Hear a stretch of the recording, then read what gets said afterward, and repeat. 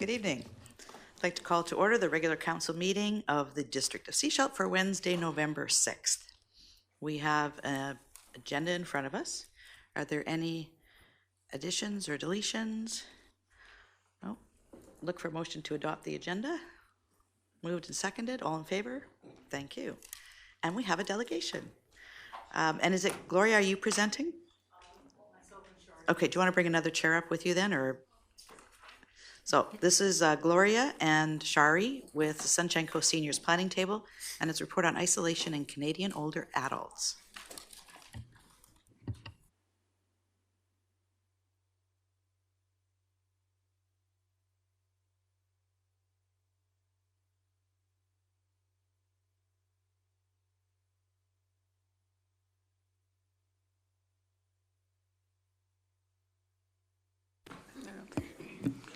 So, Mayor Seegers and councillors, thank you for having us to your meeting.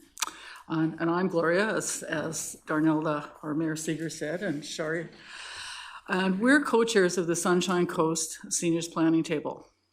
The table is a program of the Community Resource Centre and has been in operation since the fall of 2014. We have two main goals: to improve interagency collaboration and communication on seniors' issues, and to improve the quality of life for seniors, and in particular, vulnerable seniors. First, we wish to thank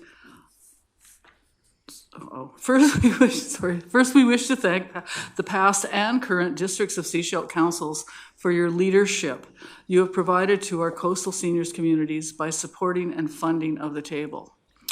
That funding has allowed us to develop into a highly respected planning body for seniors on the whole coast. We meet quarterly and have an average of 25 to 30 representatives attend our meetings.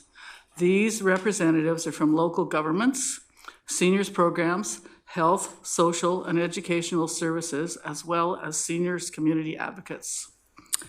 In 2016, in collaboration with the District of Sechelt, grant funding was secured from the UBCM for the development of an age-friendly plan for Sechelt. The table was contracted to develop that report to the district, and it is currently available on your website.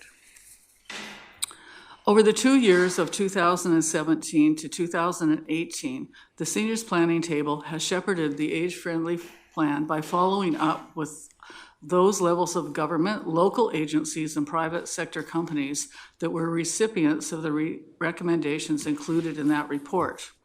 An ongoing record of the outcome of these actions has been maintained. This past January, the Seniors Planning Table held a review and planning day.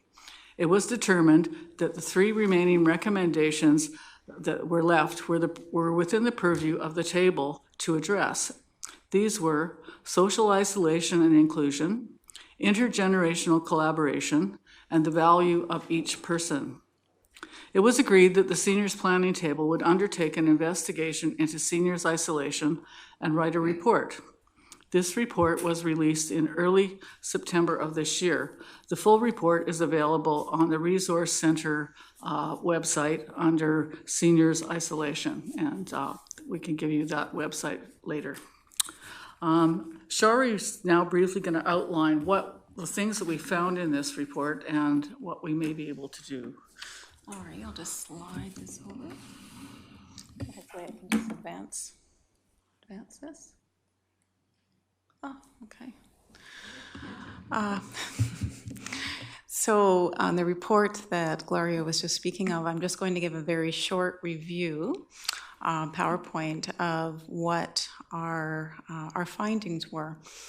So the purpose of the report is to raise awareness of the importance of the issue of social isolation in our community and to illuminate the causes and to offer some ideas for solutions which have been shown to have an impact and could be implemented locally.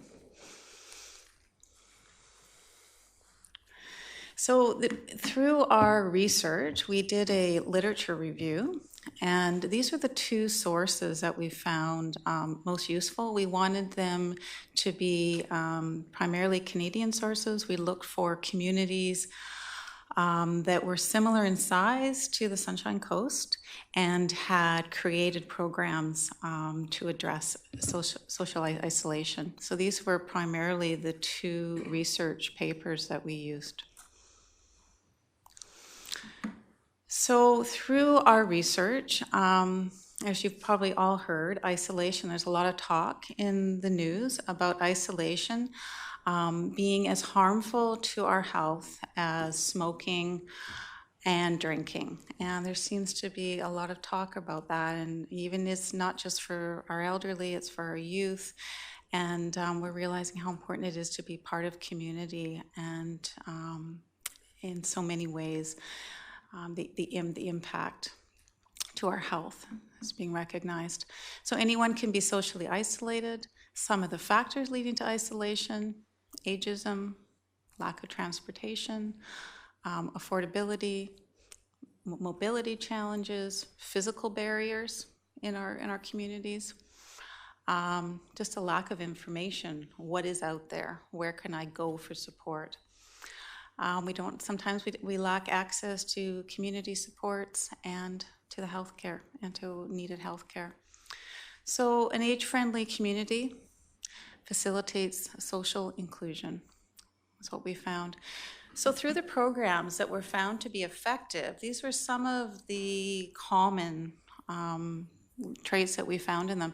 So the participant-led programs tend to work well, educational group activities, and targeted support for specific groups. So like one of the programs we have at the Resource Center is for caregivers, the Caregiver Support Network.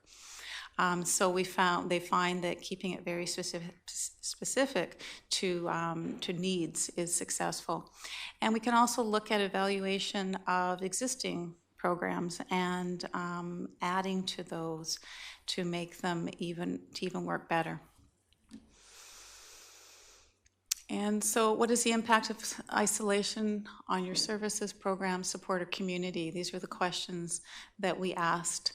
How might you be able to use this report in your own services, programs, group, or community? And how do you see us using this information to increase awareness in the community? So these were the questions we posed to the seniors planning table at our last meeting. And we sent everybody away with homework, and our next meeting will be following up, and we're hoping to have some ideas and a plan to move forward. And back to you. So our plan for the year 2020 and 2021 is to raise awareness in the community regarding the health, social, and safety risks of isolation for older adults. We also wish to present information regarding programs and activities which have been proven to be effective in addressing isolation. Giving continued funding in 2020 from our current funders, we will be able to proceed with a process of community engagement to accomplish this. We are also proposing collaborating again with the district to obtain a UBCM Stage 2 age-friendly grant of $15,000 to enable some of these activities to be undertaken. We hope to be working with your community planner, Marina Stepovic, to develop this proposal, and will at some point need a resolution from Council of support and willingness for grant management.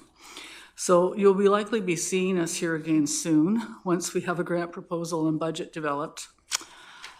So do you have any questions for myself or Shari about what we've undertaken? Any questions? Mr. Clay, Councillor Clay. Thank you. How can you see the district taking a role in this? Like you've done the research, so how can we help essentially? Well, one of the ways that you can help is by continually funding us. The other would be once we've come up with some specific programs or activities that we think are going to be useful in this community, ones that we think will work, there may be ways that the district is able to support us on your website or in other ways of getting it out into the community, or just even that you're in support of what we're doing. It'll also be interesting to see what we come up with as our proposal for this step 2, phase 2 of the age friendly, because it'll be looking at 3 very specific areas. So I don't know if you have any other comments on that. Yeah, like we say, we'll have to see what everybody comes up with and what proposals. Yeah. How much it will cost. I mean, the way that you've supported it in the past is definitely by the collaboration that we did on the first stage friendly plan, which got a lot of people in the community thinking about many things. If you go back and take a look at the recommendations, there were 43 recommendations, which were around transportation, ferries, and all the other issues that tend to come up for seniors. Okay. Any other questions? So one of the conferences that we were at recently, Councillor McLean, Councillor Rowe and I, was a Livable Cities Forum. And while it was talking about climate change, it was looking at how do we change this so it's not so politically charged. And how about instead if we look at a well-being lens? And at the table that I was at, the first day was a session for elected officials. And at our table, they were talking about initiatives in the community. And I mentioned the seniors planning table and how we'd funded $20,000. And then I started listing some of the things that you'd taken on. And one of the members at my table said, wow, that's like they're really leveraging the funds that you provide. And with a well-being lens on that for the people in the community. And so inside of this isolation piece, one of the things that we're going to be looking at in the region and in the district of Sechelt is around emergency planning. It's going to be critical that we identify where those who are alone and have mobility challenges or whatever, where they are, so that supports can be provided should something like that happen, that they need to be evacuated. Right? It's going to be important that we know that, because they may not be tied into anybody else otherwise, and they could be left behind. So this work is critical in moving forward and preparing the community for, in case something should happen down the road. Okay. Thank you. Okay. So before we leave, I would once again, and a very sincere thank you to all the members from all the members of the planning table for your ongoing support. And from the 31% of the population in Sechelt who are over 65. Thank you very much. Thank you very much, and thank you for what you do.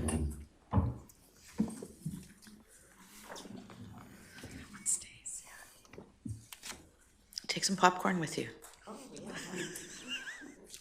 Or stay. Okay, we have a proclamation. This is for Louis Riel Day, November 16th, 2019. Whereas the Métis people and their descendants have significantly contributed to the exploration, growth, and development of Canada, and whereas the Métis people are recognized under Section 35 of the Constitution Act 1982 as one of Canada's Aboriginal peoples, and whereas Louis Riel was a humanitarian and an advocate for the Métis people and one of the Métis people's foremost historic leaders who strove for justice and the rights of the Métis people as Manitoba joined Confederation, and whereas November 16th is an important and symbolic date recognized by Métis people across British Columbia each year in commemoration of the death of Louis Riel on that day in 1885, and whereas the province of British Columbia honors Métis history and culture, Louis Riel's place in Canadian history, and the province's valued relationship with the Métis people of the province of British Columbia. Now, therefore, I, Darnelda Seegers, on behalf of the District of Sechelt Council, do hereby proclaim that November 16th, 2019 shall be known as Louis Riel Day in the District of Sechelt. Thank you. So we'll move on to item 5.1, minutes of the regular council meeting. And these are before us for adoption. Move adoption. Seconder. Okay, any errors or omissions in these minutes? All those in favor of adoption? Thank you. Any business arising from the minutes?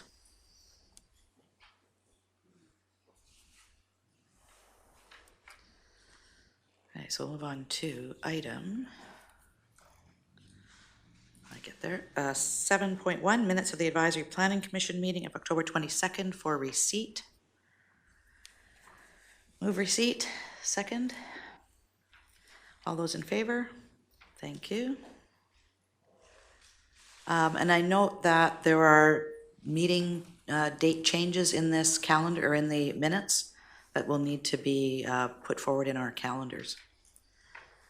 And then item 7.2, minutes of the Committee of the Whole meeting of October 23rd for adoption. Moved. Seconded. Any errors or omissions in this? All those in favor? Thank you. Now we're moving on to item 8.1A. This is zoning amendment bylaw number 25-300, 2019 for 5770 Torito Holdings Limited. First, a motion to receive the report. Moved and seconded. All in favor? Thank you. And Mr. Coborts. Thank you, Mayor and Council. I'll keep this fairly brief. This is in relation to a rezoning application that we've received for 5770 Torito Street, the building formerly known as Gilligan's, currently zoned PA2, and we have a rezoning application to add several specific site permitted uses, namely service, business, and retail.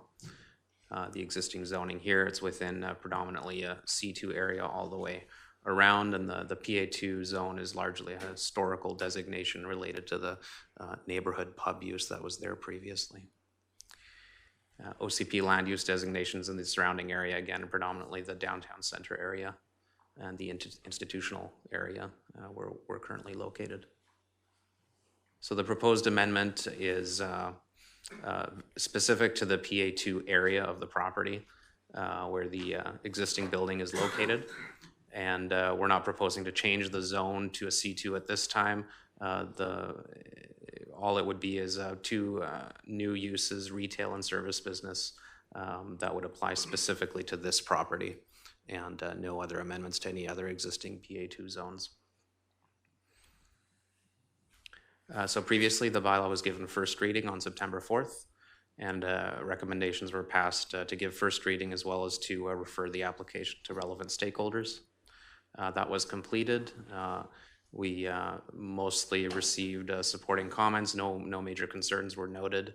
The main feedback that we did get was from the Ministry of Transportation, and the application was also reviewed by the Advisory Planning Commission on October 22nd, and they recommended that Council approve the application.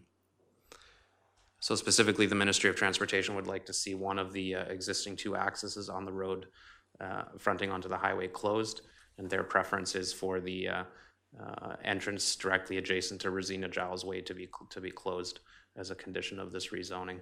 And it would also be a condition of their highway access permit, which all accesses onto a provincial highway are required to have. So it would be this location here that would be closed off. So that concludes my my presentation, and the recommendations before you are outlined here. Thank you. Thank you. Any questions? Councillor Toth.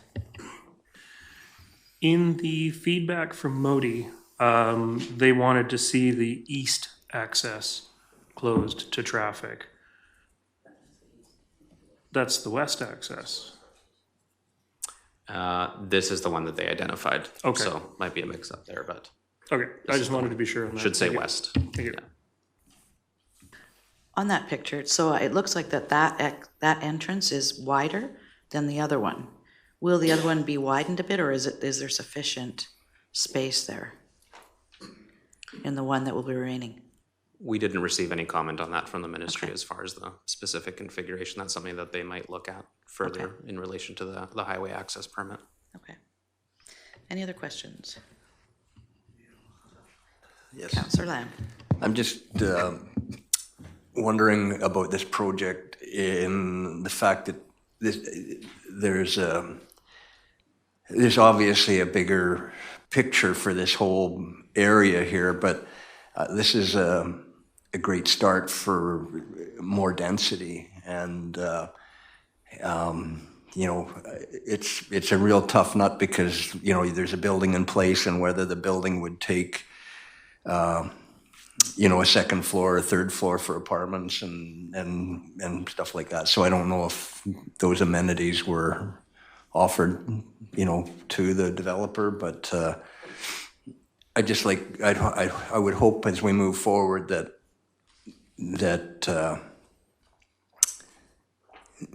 that, you know, this is our downtown core and we have a potential to, you know, put some more bodies here and you know, you have a great shopping right close by. So I'm just looking at density and the potential, and once we move forward, you know, it's years before you do, you can accommodate stuff. So anyways, just my thoughts. You know, I'm in support of the project, but just, I'd like to see density in our downtown, so thanks. Thank you. Any other questions or comments? So we have two recommendations in front of us. What would you like to do? Councillor McLean? I'll move recommendations 2, that the zoning amendment be given second reading, and recommendation 3, that council authorize staff to schedule a public hearing. Is there a seconder? Seconded. Any other questions or comments? All those in favor? Thank you. So we'll move to item 8.1B, which is the bylaw. So District of Sechelt bylaw number 25-300, 2019, 5770 Torito Holdings Limited, being a bylaw to amend District of Sechelt zoning bylaw number 25, 1987. I'd look for someone to move second reading. Moved, seconded, all in favor? Thank you. Thank you, Mr. Oh, and you're here for the next one. Okay, so let's move on to the next one. This is item 10.1. This is regarding Sargent Road closure and exchange bylaw. First, a motion to receive the report. Moved, seconded, all in favor? Thank you, and over to you. Thank you. So this is in response to an application for a road closure that we've received, currently in the form of just a proposal, and we're bringing this forward to council just for permission to proceed prior to actually drafting a bylaw. There'll be a significant amount of survey work and whatnot that would need to be undertaken, and prior to that expenditure, we wanted to get an indication from council of whether to proceed or not. So the proposal is to close an existing undeveloped road dedication in exchange for a new road dedication located on the same property. This is a large parcel. It's actually 3 properties located at the western edge of Sechelt, almost at Red Roofs Road. This is Sargent's Bay out here, and this is Northwest Bay, it's actually known as. So this road dedication here, I'll get to a better picture of it here.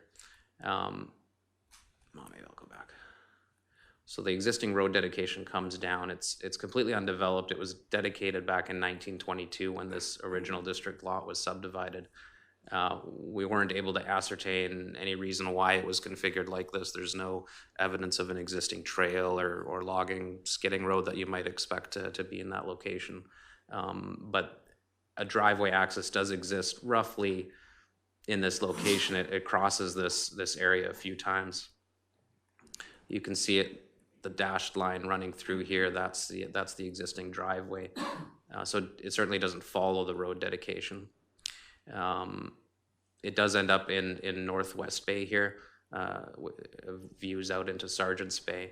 The proposal is to relocate this access further to the east, roughly in this location, although that wouldn't be finalized yet. We'd want to do more accurate surveying to ensure that it's the appropriate grades and slopes and that it would be suitable for construction of a trail eventually down to this beach location down here. I'll just go back for a second. Just the process for a closure and removal is legislated under the community charter as a disposal or an exchange of a municipal asset. Sections 40 and 41 deal with the closure of the road itself and then the removal of the dedication, at which time title to that land is actually raised. At that point, it's suitable to be sold or exchanged for another piece of land. There is legislation in place that would regulate a road like this that provides access to the foreshore. It has to be replaced with something equal or better. You can't take, for example, a road that doesn't provide access to the foreshore. We do need to seek approval from the Ministry of Transportation because it is within 800 meters of the provincial highway. So these are some photos. This is the existing bay access area. You can see Sargent Road, so the road dedication comes out roughly down here into this bay. At the top here, you can kind of barely see it on the projection here, but there's a little dotted green line, and that's an existing beach access. Our parks manager referred to it as Cardiac Beach. It's a very steep set of stairs off of Annex Road. It's uncertain how much it's maintained. It might be historical, but that is a legal dedicated road access into the same area. So having Sargent's Road here accessing into the same bay is in some ways superfluous. These are some of the views of the Sargent's Bay or the Sargent Road access. So the Annex Road or Cardiac access is somewhere right around here. So this beach is all accessible. It's fairly a rough, large rock beach. And this is the same location looking in the other direction. So you can see Sargent's Bay out here. There's an existing dock, an older building here as well. And there are single-family homes in the area, particularly in the subdivision out just before Redruce Road in the Sargent's Bay area. This is the proposed new beach access location. It would incorporate this bay here. It's quite a unique feature, and the views are quite impressive. Staff did have a chance to go out and inspect this and see what it would, whether there was potential in adding this to the portfolio of beach accesses. This is the forest in the surrounding area. This would be the sort of terrain that would have to be crossed as far as getting a trail built down to the road. We certainly have no plans at this time to develop this, but it would be suitable in the future at some point should further development occur on these properties, or a capital proposal be there to develop this beach access. It's a fairly steep rock outcrop, so this would be kind of the views coming out from down below here is where the beach would be. Arbutus trees, it's a fairly impressive geography that I haven't seen very many equivalent geographies around Seashell. Most of our beach access are lower down at the water. There's not a lot of high elevations where you can really get down to the water like that. A very rocky shoreline, and then this would be the rock beach. It's a bit of a cove, very protected, but the views are very open out into the ocean, out into the Georgia Strait. And that's a bit of a view of the vista here. This is a popular stopover for kayakers, we were told. It's quite sheltered and a very private location. There's no development around it at this point at all. And that's the end of my presentation right now. Thank you. So right now, staff are doing a challenge. You might want to point them to Cardiac Beach access. Any questions or comments? Councillor McLean. Yeah, it's a Cardiac Hill, and it is definitely a hill. It's very steep, but absolutely beautiful out there if anyone gets a chance. My question is about the road. Can we actually build a road there? Because it is quite steep. Or is this a plan to create The proposed one or the existing the proposed? One? Certainly not at this stage. The property would have to be significantly developed to make it worth building any kind of road. So this would undoubtedly only be a trail type beach access. Yeah, it's certainly the elevations are varying and there are steep sections.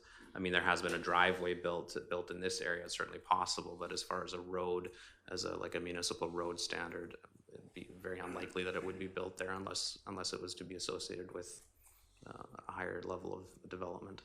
Yeah, so that's my concern with this is the constructability of a road. It's essentially just a straight line drawing. Like, could we look at options of maybe curving it a little bit around some of those rocks in the middle there and making it so it's a little bit closer to constructing it?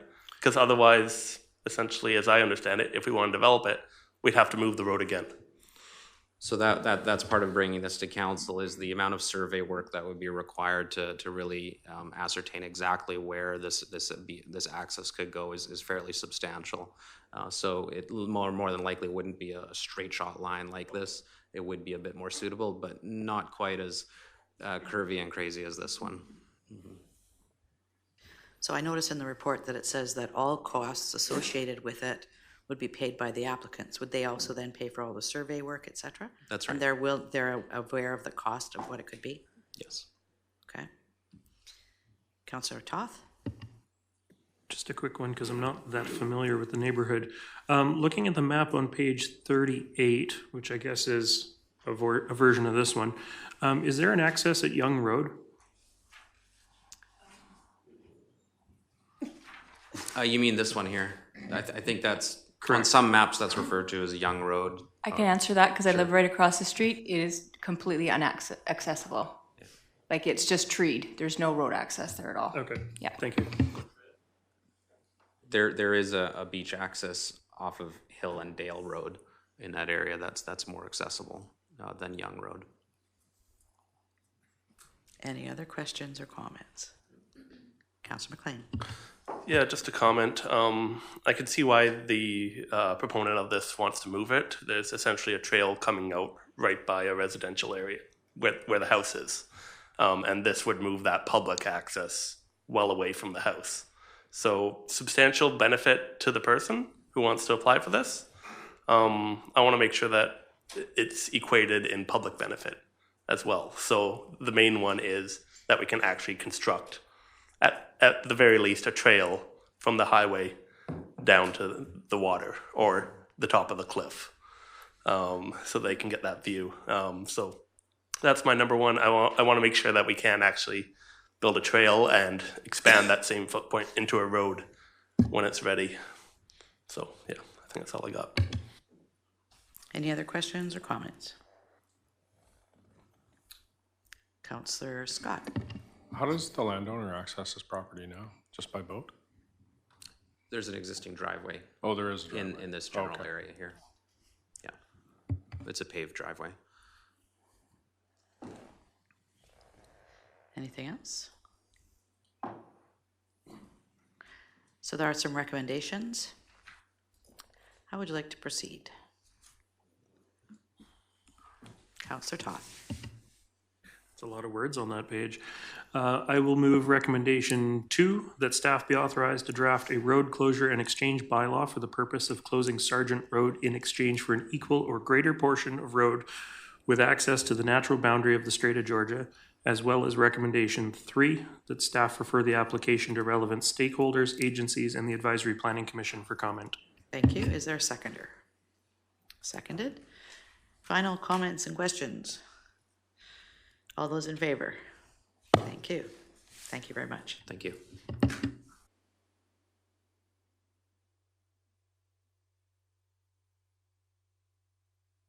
So move on to item 10.2. This is the Blackcomb Airport lease extension and lot size.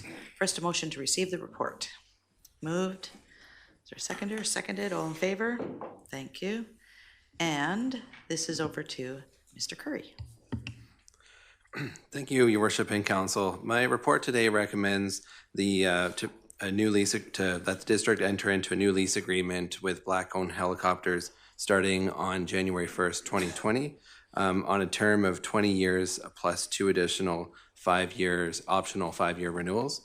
As a quick summary of the history of the lease between the district and Blackcomb, the lease was assigned to Blackcomb in 2007 from a numbered company which operated as Goldwing.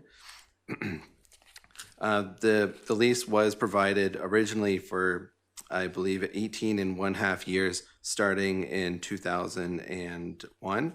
And the lease currently expires at the end of this year and has one further option to renew for 5 years. Blackcomb had expressed their interest to renew for the additional 5 years. Back in 2017, Council had approved that additional optional renewal. At that time, the Blackcomb was going through some improvement upgrades at the property in a total value of approximately $735,000. And after the approval was received, Blackcomb went back to the district and requested a further extension of 10 years. And at that time, since we've gone back and forth to realizing that the probably the best option was not renewing the existing lease and going forward with a new lease starting in 2020. So with regards as a highlight to the new lease terms, the first one would be the extended term, so the 20 years and 2 options to renew. Also some difference, another change is the expanded property, which sees the property, Blackcomb requests to expand by 26,000 square feet. So this is expanding the property to the west side, located beside the forestry property, and that we've left 20 meters between the two properties for any consideration for access to the airfield in the future. At this time, this is a good economical decision for the district, and I recommend proceeding with the new lease in 2020. Thank you. Thank you. Any questions? Councillor Toth and then Councillor Scott. I actually drove up there today as I was heading to the regional district. I noticed that right now it's just scrub between those two buildings, some young trees, but that's about it. But is there any impact if we lose that access by turning it over into a lease? Like, are we going to have road access issues in the future getting at that end of the runway? No, there wouldn't be, because we've left 20 meters between the two properties for right of way, so that there would be access to the airfield if required. So that consideration was made between the two leases, so that could be considered in the future. Councillor Scott? I may be wrong in this, but the last time this came before us, I think there was an ask to just review comparable land lease rates at like Pitt Meadows, Langley. Did that happen? It hasn't yet. We are seeking out having an appraisal done to update the lease rates.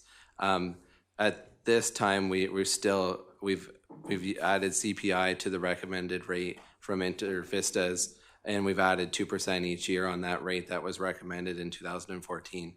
So we're still going with the recommended rate from a few years ago.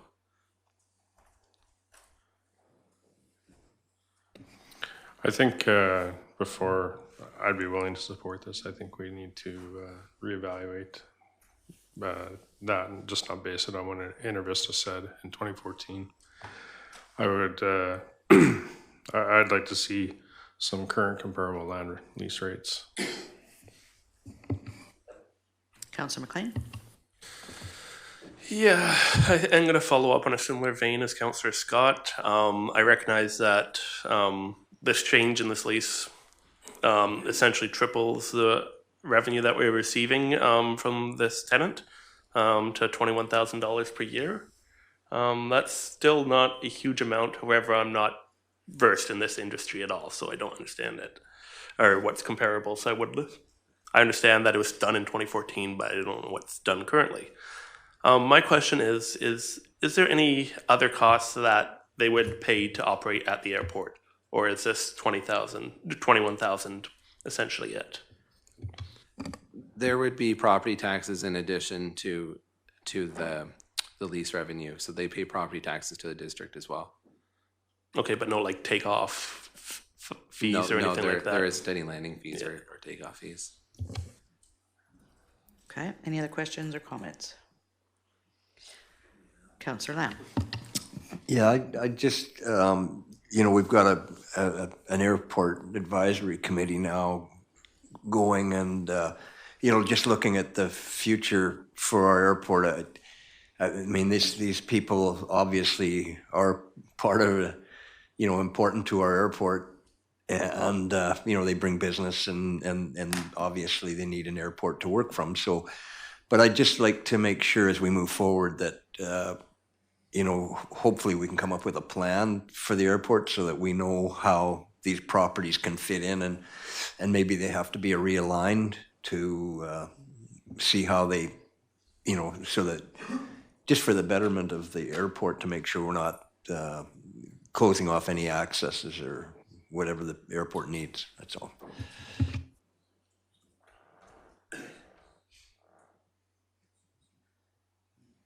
Councillor Toth? I don't recall offhand, and I didn't get a chance to look it up. We renewed the Olson Electric lease not that long ago. What were the rates on that? It was the same land lease rate, so the land was calculated at the same rate. Then there was, we based it on the market rate for a commercial building as well for the portion of the building. So they were both separate, but the same rate essentially. Okay, thank you. Councillor Scott? I think one of the other things that the Airport Advisory Committee is discussing in operations like this is how it works for fuel surcharges. So right now, the airport generates revenue off the cabinet fuel that they have. Some of the existing leases haven't had any provision in there to restrict the ability for an operator to put their own fuel in, thereby bypassing the district supplied fuel where we don't generate any revenue on that. And one of the concerns that the airport committee has with that is if everybody just keeps putting their own fuel on there without any, a lot of the airports will take that and allow an operator to do it, but they have to pay so many cents per liter that they uptake to the district in support of airport improvements. So I don't know if that's something that council would, this lease is a bit premature for what the airport committee has been talking about and working on. I don't know if it's, the council has a flavor to defer this a bit and have further discussions on that to make sure that we get this lease correct in land lease rates and maybe addition of clauses in that regard. Would you like to make a recommendation?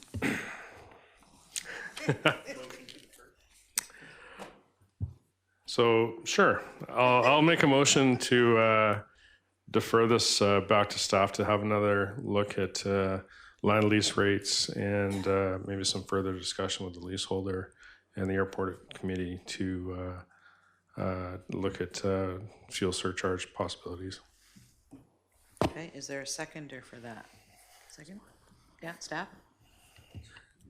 Through the council, or through the worship to Councillor Scott, there is an item in the lease that has been added titled bulk fuel, and it states the installation, operation, and or use of bulk fuel facility, including trucks, barrels, will only be permitted if the leasee or subleasee enters into a fuel storage and royalty agreement with the District of Sechelt.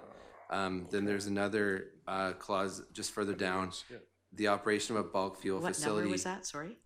3.14 on page 54. I found that this clause was in a lot of our older leases and then had dropped at some point over the years, and then I've added it back to any new leases that I've seen, because I've realized it's an important clause to have. But it does have a provision that if they have bulk fuel in existence already, the signing of this license is permitted to continue as long as it's maintained and operated in a safe and sound manner. So there is, if they already have something, we can't go back and add the royalty tax as how it's structured.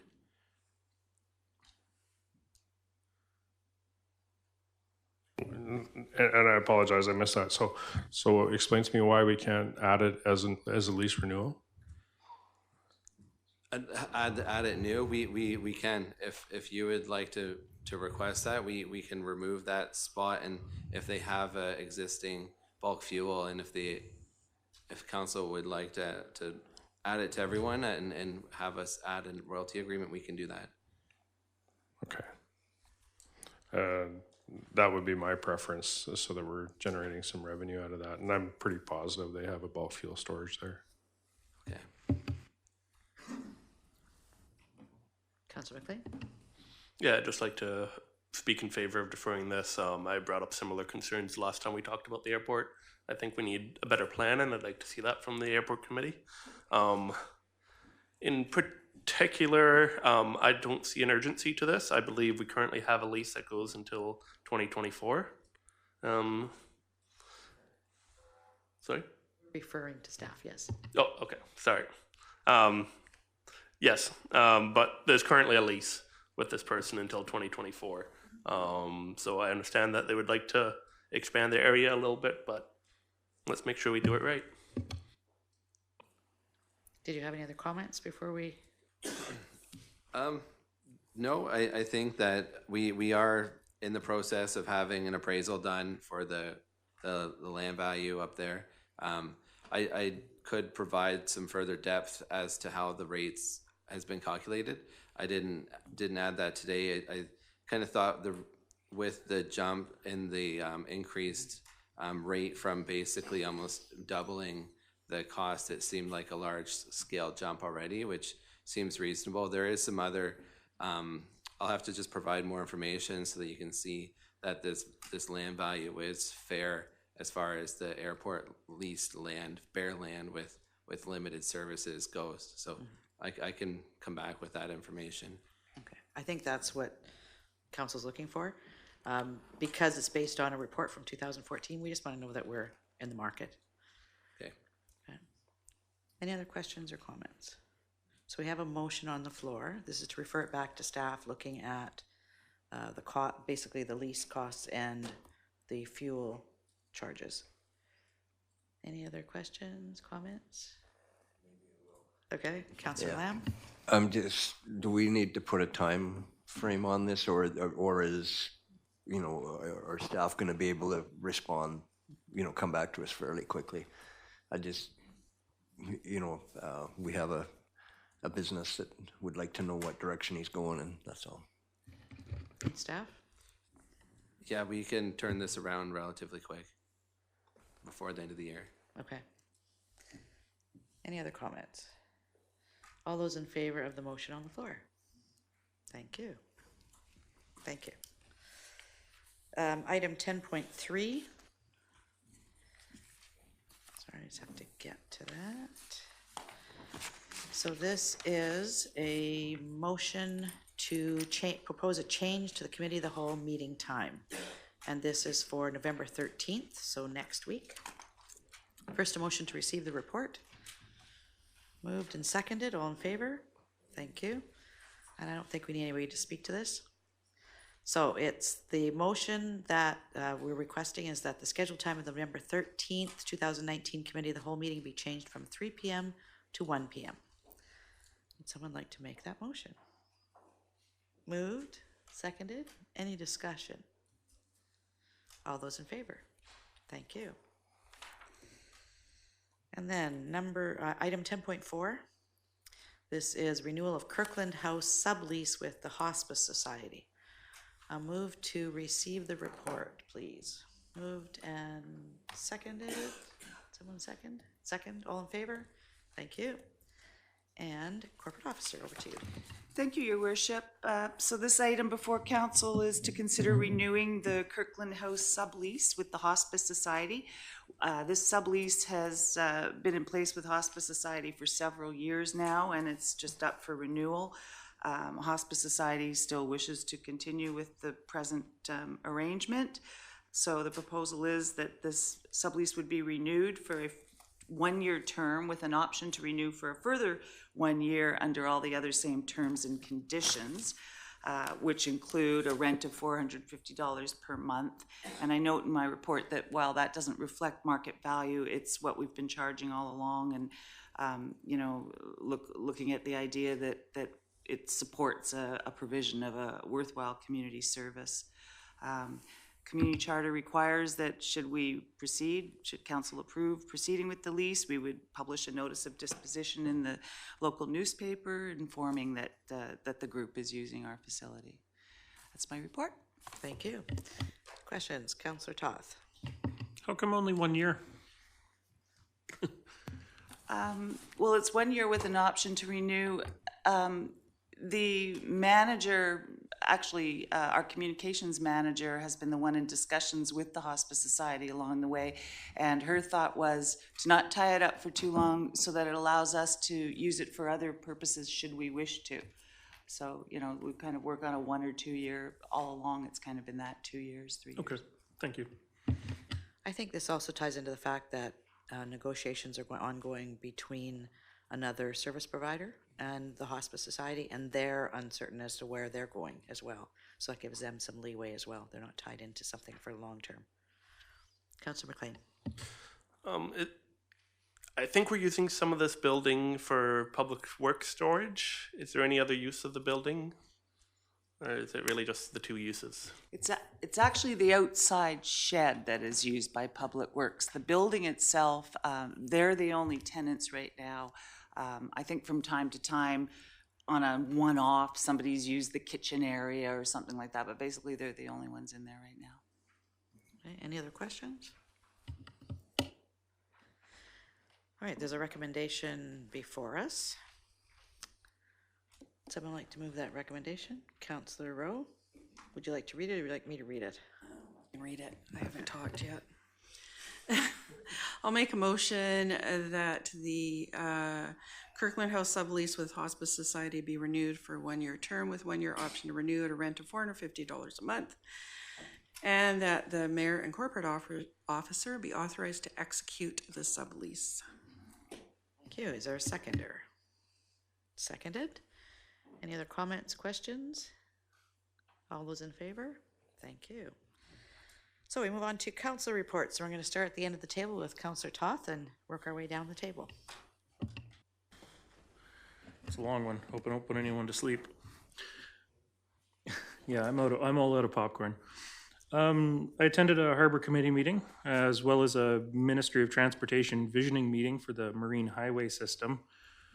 It was interesting because they were very clear to mention that it was not a BC Ferries visioning exercise, but just how we get around our coastal communities as a whole. I think my biggest takeaway was that there's a lot of desire to look at multi-service systems, service for freight, service for walk-ons, and services for vehicle traffic. Another big discussion revolved around sort of seamless integration of those services. People at the meeting didn't want to have to think about leaving a certain amount of time before a sailing to have to sit and wait and make sure they got on that ferry. Up at the SCRD, I attended a special CAS meeting that was oriented around the various libraries and reading rooms on the coast, how they've been funded historically, and how the SCRD should be funding them going forward. It sounds like the preference is for another memorandum of understanding rather than regional library services or something to that effect. Right afterwards, I also attended a regional hospital board meeting where VCH presented their capital projects for the next few years, including infrastructure upgrades that they want to undertake here at Sechelt Hospital. They've asked for some contributing funds through the hospital board, but there are some pretty big dollar projects coming down the pipe in a couple of years' time, including surgical renovations. This is the anniversary of our inaugural meeting. In the last year, I've spent over 410 hours in meetings and workshops. That doesn't include reading agendas, dealing with emails, phone calls, face-to-face conversations with people. That didn't include the week away from my family in September at UBCM. That's just time that I've logged in meetings. That's okay. I had some time or some idea of what I was signing up for in that regard, but it's interesting to know what that looks like in terms of actual numbers. It's been extremely draining, emotionally speaking. Almost as soon as we were sworn in, people began criticizing us for one thing or another. Whether it was a procedure we may have changed, or whether something was moving too fast, or something was moving too slow. I see people all day, every day in my day-to-day job. I work in customer service, and there are a lot of parallels to this job. I think that and the love of my community were big factors in deciding to run for council in the first place, and for sure making this community a better place for my daughter. I have a tendency to want to help others solve their problems. I want to get right into the thick of things and help fix it, make it right. I know others on this side of the table, and indeed in the other governments here on the coast are like that. We got elected on the idea of making things better for our community, fixing many of the problems that people saw going into the election. People wanted more engagement, more working together, less division. We live here, we shop here, we work here, we run businesses here. We're not just faceless entities pulling strings to control your lives. We're your friends, your neighbors, your coworkers. Before the election, Noel Mueller actually suggested to me that I needed to try and find a way to get rid of the negative energy and the stress from this job to avoid it eating away at me. I'm still trying to figure that part out, but it's getting better. And that's my report. Thank you, Councillor Rowe.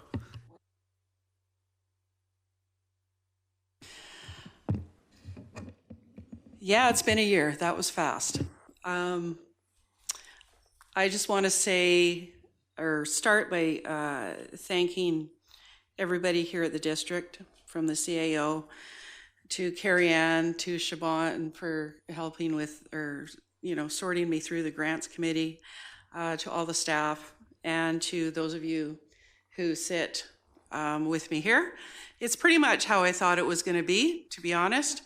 A few things have changed in my life. I walk the dog every Saturday morning, go to the mailbox, get the paper, get a Bailey's and coffee, and read the letters to the editor to see how great we are or not. Then I go on to Everything Seashelt, FYI. I put in a hot topic in the search button, and I spend no more than 23.5 minutes reading comments on Facebook. And then I try and stay off of it for the rest of the week. I eat less in the cafeteria, because especially during tax season. Tax season was a big learning curve. Don't hang out in the cafeteria where people feel like over their macaroni and cheese that they can grill you. So some things have changed. I don't go anywhere where everyone else has already had some beverages and I haven't had any, because the inhibitions, I did that once. And yeah, that, you know, anyways, people do feel at liberty to share.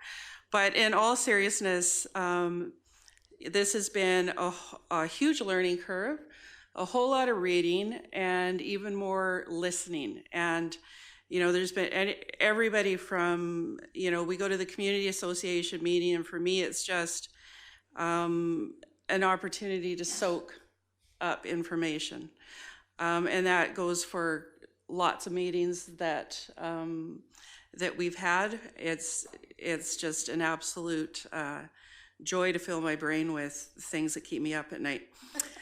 So there's certainly no shortage of people to listen to, and I thank you all for your input. And you know, we're getting there. I'm super excited about what's ahead of us, because I feel like we're finally getting to a point, just speaking for myself, where our feet are on the ground, and I'm looking forward to what's ahead. And I could just be feeling super optimistic because I spent last week in Victoria in the sunshine, number one. Number two, I was with the mayor and Councillor McLean, so that was always a good time. And the conference that we were at, where we really looking at climate change through the lens of community well-being, just gave us so much food for thought. And I think there's going to be a lot of takeaways that we can bring out of that conference and move forward. So again, I'm looking forward to the next 3 years, and I'm sure it won't go as fast as the last year, but thank you all. Thank you, Councillor Scott.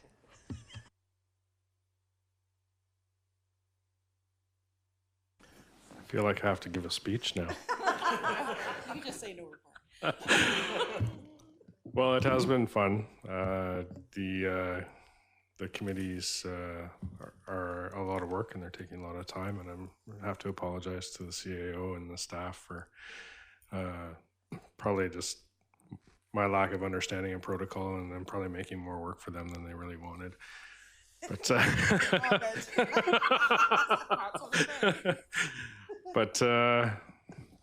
but that's the way I roll. So I'll keep going, and the great team we work with, I do enjoy everybody. And other than a few committee meetings, I really have nothing else to report from the last period. Thank you, Councillor Kuster. Wow, I can't believe it's been a year. I'm not going to do a long speech like everyone else, but just to thank staff for putting up with all of us newbies and all the questions and the misunderstandings. And oh boy, you guys have a lot of patience, but we really appreciate it. And we have a great bunch of people to work with. For the last 2 weeks, oh gosh, my daughter's graduating, so I am on the fundraising committee. So support your local grad chat, 2020 grad fundraising raffles, purdies, and whatever else we come up with. We attended a couple committee meetings, but most importantly for me was going to the carving with Tony Paul and listening to his story of reconciliation. I was honored to be there, and it's very important to me. 150,000 children were removed from their families, and a lot of them didn't survive. A lot of them did survive, and it's just such an important story that we make sure we listen to them and educate, and I was, like I say, very honored to be there. So thank you. And Councillor McLean. Thank you. I didn't prepare a reflection on the year, but I feel like I should do something quickly. I'm really proud of us laying the groundwork and doing some of the governance that isn't sexy. Government isn't sexy. We have to prepare the reports, prepare the plans, prepare the bylaws, all that stuff. It's not exciting, but that's the stuff that makes a good town and makes us on a strong footing. So I'm proud of our conversations that we've started and looking forward to implementing a bunch of that stuff over the next couple months. So on to my real report. The Housing Committee met October 21st, and we decided to focus our efforts on developing a strategy to increase rental housing stock. We're going to be meeting on Tuesday at 7 p.m. at the Rockwood Center, and we're going to do a workshop on developing different pathways to get more rentals in our community. So I'm really looking forward to that discussion. Yesterday, I attended the Southern Sunshine Coast Ferry Advisory Committee. At that meeting, BC Ferries reaffirmed that they're going to their commitment to provide two-ship service with the Surrey and Oak Bay in 2024. But we have a bit of a problem with what is two-ship service. I think a lot of people are expecting hourly sailings, and BC Ferries did not commit to that. Their response is that they have two-ship service right now in the summer. We have two ships sailing in the summer. So the question is, will our summer service continue to look like it does now, or will it evolve to get more sailings than the 12 in each direction that we have right now? Two-ship service will help us in the shoulder season. So particularly May and September, we need a lot of help there. And we will get more service for at least those periods. What's still to be determined is what we get for the winter. We have the two ships, but they may need to go into refit. So will it be the full 16 sailings that's essentially hourly service? Will it be 12, which we have now in the summer, or will it be the 8 that we have now in the winter? That's to be determined. But I think there was an assumption that we're going to get hourly service for the full year come 2024, and that doesn't sound like what's happening. So I think this group will need to keep our advocacy going right up to 2024 when we do get the more support. And my perspective is that we need ferries leaving every hour and 10 minutes from the Sunshine Coast. So not quite hourly, but really close, every day of the year. And I think it's up to BC Ferries to decide how to deliver that. If it's not two big ships, big ship and a little ship, big ship and a passenger ship, just figure out something where we can get off the coast approximately every hour. Like it's been mentioned, I attended the Livable Cities Forum in Victoria. The focus of this conference was resiliency, and there's a lot of discussions around the ability for a community to bounce back after a climate change related disaster. So one of my key takeaways was that the best thing we can do for this is to have a strong support network from our neighbors. People are becoming less and less connected to the people that they live near. And when a disaster strikes, they're the people who will be first there to help you, and they're the people who you're most likely to help. So as a local government, we need to encourage these connections between neighbors before it's too late. We need to invest in community building on a super local scale, street by street, and build those connections so we can be more resilient after a natural disaster. Overall, this conference was probably the most valuable learning experience I've had since I was elected. There was a lot of really good sessions, and I'm going to be bringing a lot more to this table over the next couple months. In the meantime, I want to remind everyone about the value of creating a plan and following through with it. In terms of creating more livable cities, we have a great plan in the Integrated Community Sustainability Plan, and the SCRD has a We Envision Regional Sustainability Plan. So if you have the time, give those a read again and check in and see how we're doing and keep them at the forefront of your mind as we move forward in the decisions that we make at this table. Thank you. Councillor Lamb. Well, I'm going to get right into the business here. So through the SCRD, I went to the corporate and administrative meetings, and the discussion there was around how does the SCRD deal with the need for facilities to accommodate the increase in staff and amenities that are needed in the area as our area grows, and also the the changing relationship with the different governments on the coast. Is there amenities that we can work together on? Also, part of that was a preliminary budget outlook. So we had, had a look at where we were going with the budget this year. And then infrastructure, SCRD infrastructure, review of bylaws with regards to water conservation, some irrigation, landscaping, different appliances. You need to know the growth in population, what the growth in the population in the summer is, and we really don't know what that is. Some of the talk was about landscaping and how to deal with new development, because when you come in to do a development, they ask for a landscaper to do a plan of what you're going to do, and so you plant a lawn and then you can't water it, and so we obviously need to make changes there. Part of the discussion was on gas pollution from gas vehicles and generating electricity, and how to deal with greenhouse gases from our landfill. And it looks like a lot of information will be coming forward. There's meetings planned for November and December with regards to different water projects. Ooh, public safety. Oh boy.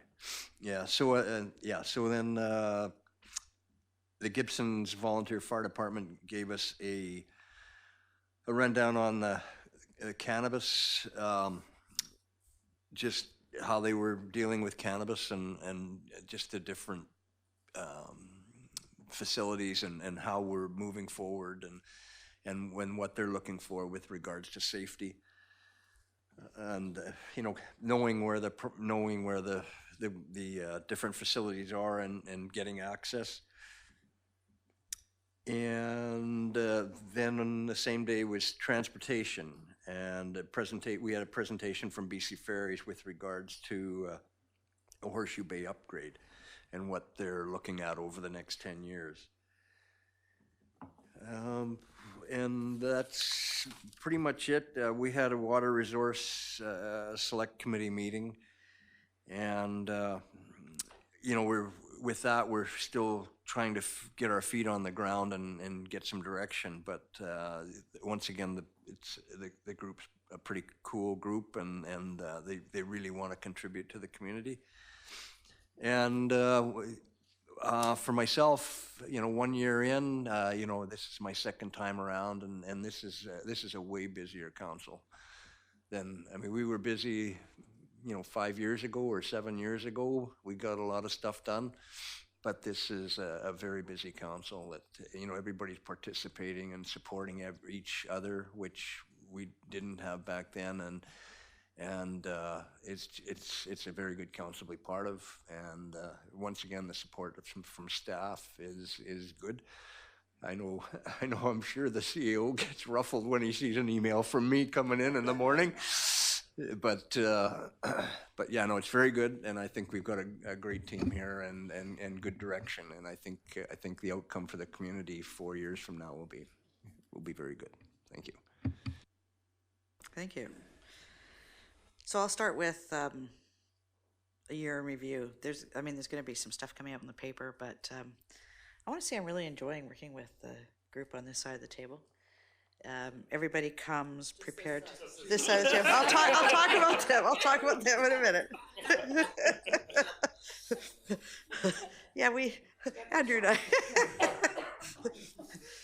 I. Everybody comes prepared to the meetings. And I see that here. I also see it at the regional district. But I'm really impressed with the level of commitment that all of you bring to the meetings.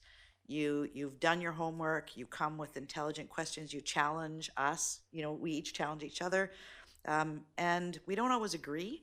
And yet, when we walk away, it's done, and we move on to the next item. So that provides a level of maturity and cohesiveness and support that allows us to move forward fairly quickly on some of the things that are coming before us.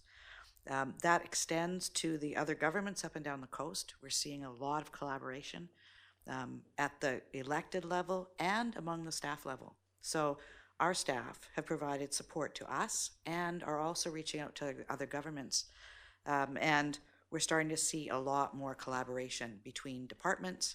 I think we're going to see a lot more going forward. We're the first year in, right? First year in, we're kind of laying, as Matt said, we've laid a lot of the foundation, and I think we're going to be accelerating some of this moving forward, and it's exciting. The other governments, Regional District and Town of Gibson, Sechelt Nation, are all saying exactly the same thing. So, we all share information back and forth. We connect with each other, offline about things that are happening, so we keep each other informed, so there's no surprises. We really see that inside the intergovernmental meetings as well. Previously, I've been on council now, this is my 8th year, and I have to say, I was in a meeting this morning, and one of the comments was the intergovernmental meetings that we've had, we've only had one, but the next one that's coming up, people are excited about what's coming forward. So we're starting to see a lot more of that collaboration and moving things forward as a region, which is really good.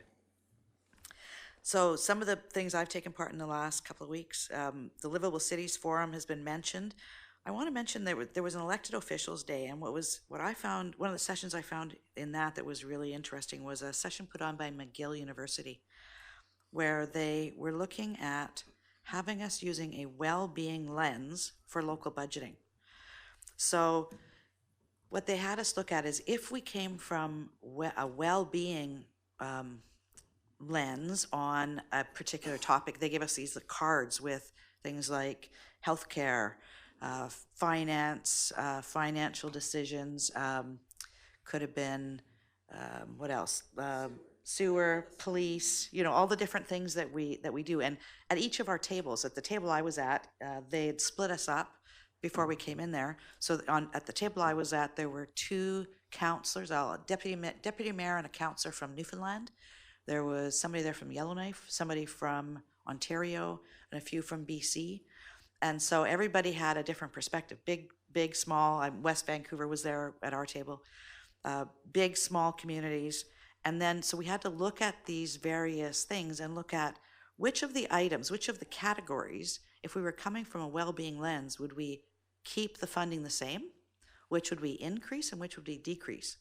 And so there was a lot of debate at the table, looking at, well, if we spent more time on community engagement, more time and money on community engagement, how would that impact some of the others? And we had to balance it out. You couldn't just increase everything or keep everything the same. If you increase something, you had to decrease something else.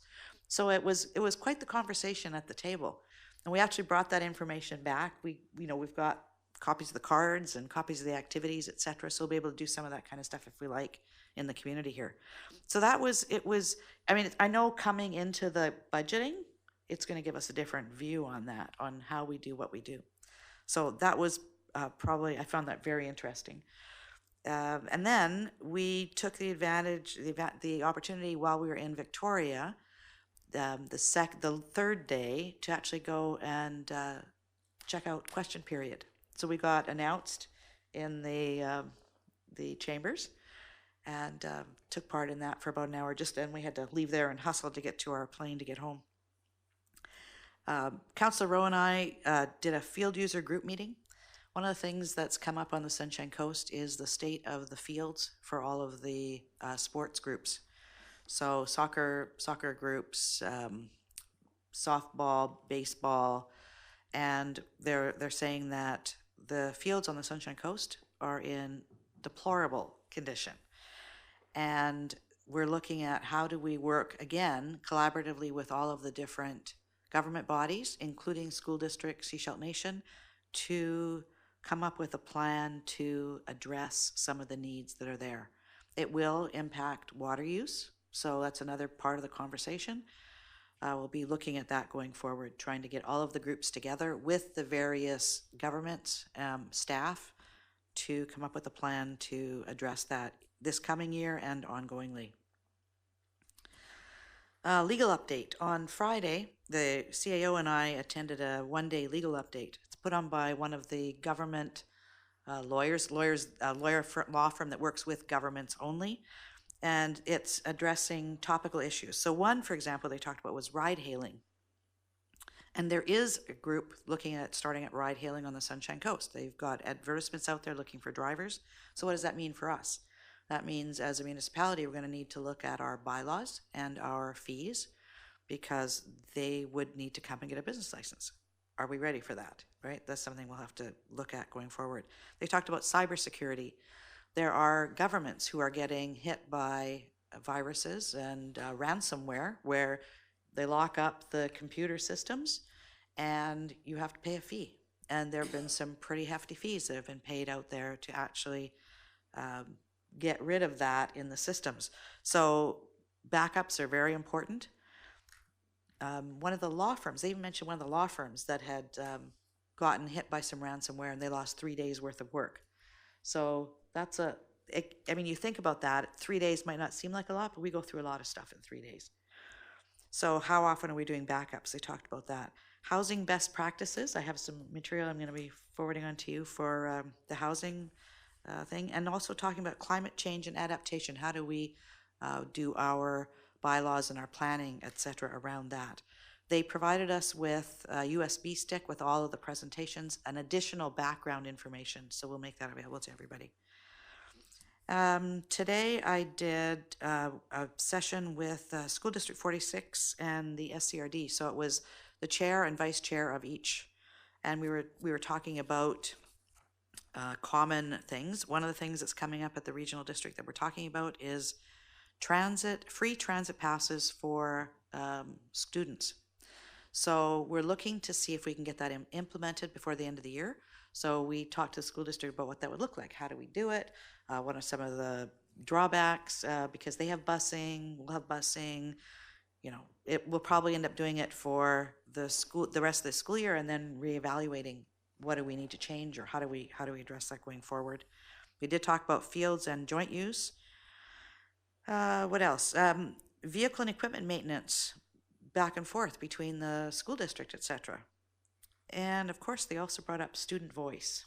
So it's a conversation that we'll need to have as a council about potentially having a student on our council here. And they're willing to help us work with that going forward. Need a bigger room, yeah. Final thing. A couple other things from the Livable Cities Forum.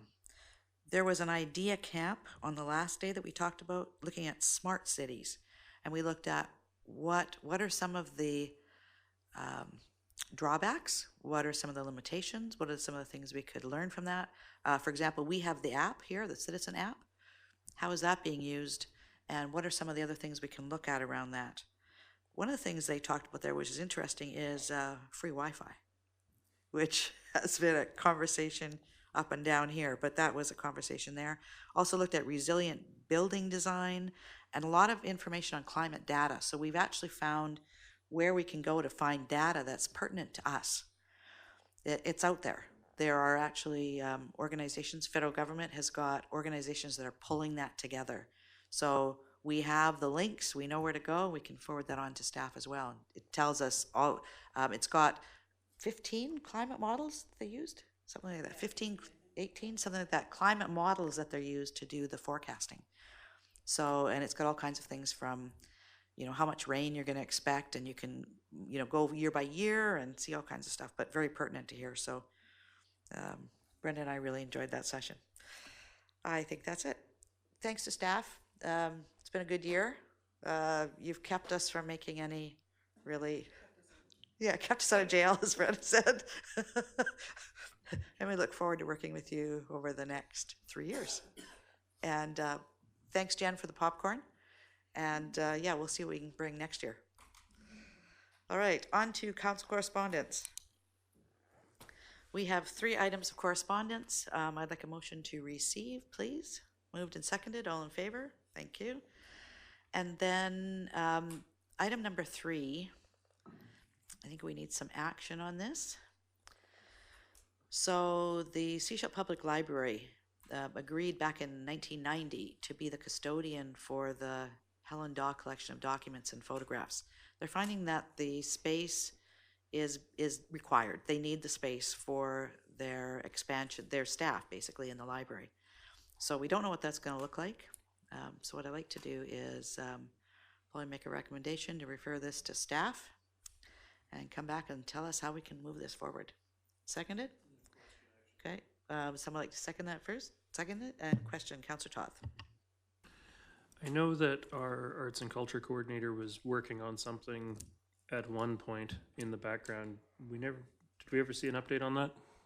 I think that'll come forward as part of the report. Okay. So they've been working on this as they got this letter. They've been working on that, so they'll come forward and present that to us fairly quickly, because I think there's a short time frame. Okay. Any other questions, comments on this? All those in favor? Thank you. And that's the end of our agenda. Any emergency items? Okay, thank you. Motion to adjourn. Moved and seconded, all in favor. Thank you. All right. And